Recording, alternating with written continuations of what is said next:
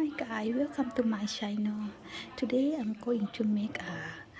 dessert. It's called caramel. สวัสดีค่ะเพื่อนๆทุกคนวันนี้พี่ติ๋มจะมาทำของหวานมาหาอะไรทำกันสนุกๆนะคะซึ่งเครื่องส่วนผสมทุกอย่างอยู่ที่นี่แล้วนะคะทั้งหมดอันนี้เรียกว่าคาราเมลของหวานกันนะคะนี่คือส่วนผสมนะคะพี่ติ๋มแยกออกมาไว้ให้ดูแล้วนะคะเพื่อนๆถ้าใครคิดอยากทำตามสูตรนี้เลยนะคะและต่อมาอันนี้คือที่พี่ติ๋มจะทำคาเมลค่ะแยกออกมาให้ดูเรียบร้อยแล้วนะคะมาค่ะเพื่อนๆมาเริ่มเลยค่ะ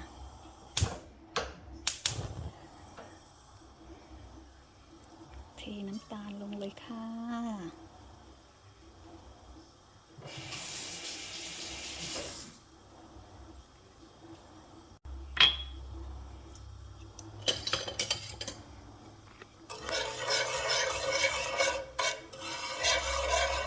ฮอตวอเตอร์นะคะ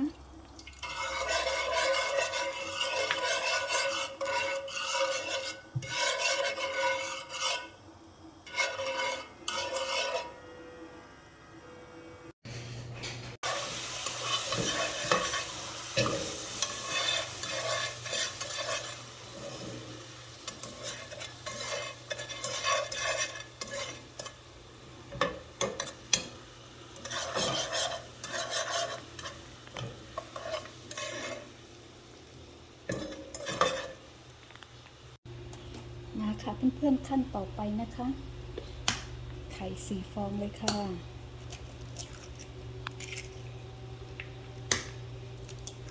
ไข่เราชาร์จทั้งหมด6 ฟองนะคะเพื่อนๆซึ่งไข่ทั้งหมด6 ฟอง4 ฟองอันนี้และอีก2 ฟองใช้แค่ไข่แดงนะคะเป็น6นะ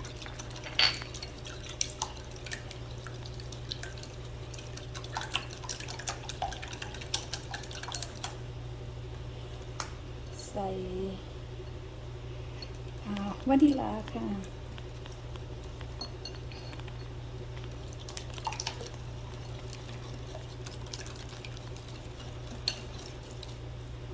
น้ำตาลนะคะ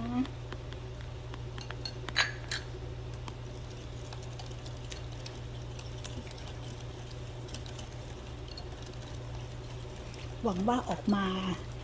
โอเคนะคะเพื่อนๆซึ่งเป็นครั้งแรกที่ทำอันนี้เลยค่ะก็ไม่รู้ว่าจะออกมาเป็นไงนะคะก็คอยดูไปด้วยกันนะคะนมค่ะ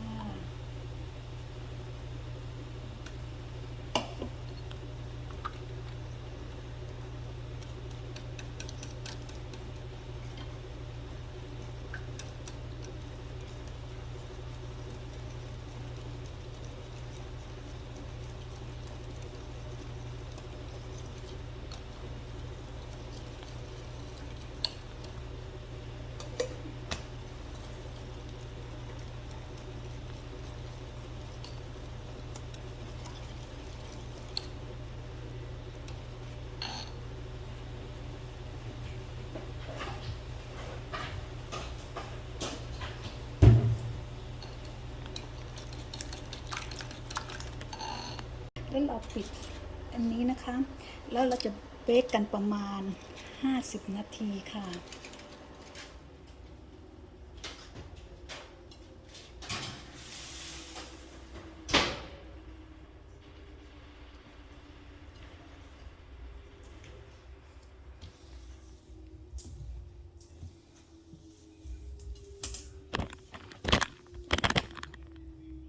ค่ะน้องๆเสร็จแล้วนะคะ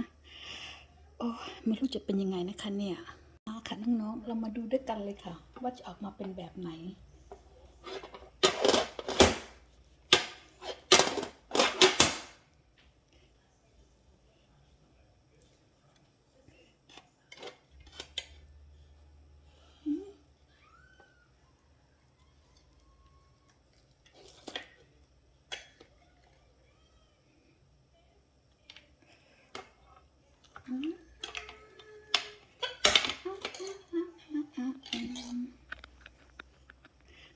ค่ะน้องๆก็จะเป็นประมาณนี้แหละค่ะ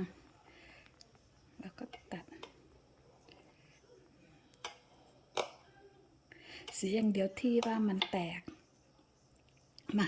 เสร็จอันนี้แล้วเราจะมาทำครีมค่ะ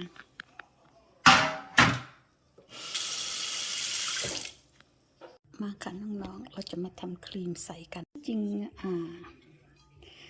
เฮฟวี่ครีมเนี่ยน้องใช้แค่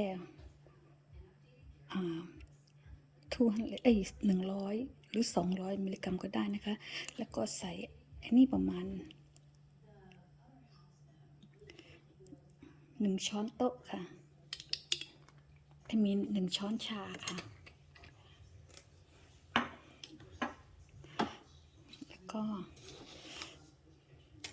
1/4ชูเกอร์นะคะพูดไม่ถูกละ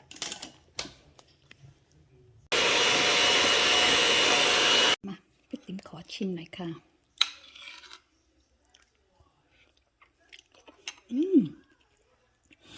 น้องๆคะเกือบเหมือนข้าวขนมหม้อแกงที่เมืองไทยเลยค่ะสูตรน้องๆค่ะอร่อยมากพี่ติ๋มขอบอกเลยค่ะแต่ไอ้ครีมเมอร์นี่รู้สึกว่าจะหวานเกินไปถ้าน้องๆไม่ชอบหวานลดน้ำตาลได้นะคะแต่บอกเลยค่ะว่าอร่อยจริงๆถูกใจมากค่ะคิดไม่ถึงเลยว่าจะออกมาดีขนาดนี้เซอร์ไพรส์มากเลยค่ะเพราะว่าเราไม่ได้เตรียมตัวไม่ได้คิดจะทำอะไรทั้งนั้นวันนี้ว่าจะอยู่เฉยๆแต่ทีนี้ไม่มีอะไรทำก็เลยหาอะไรทำเล่นๆดีกว่ามาค่ะเพื่อนๆถ้าใครชอบ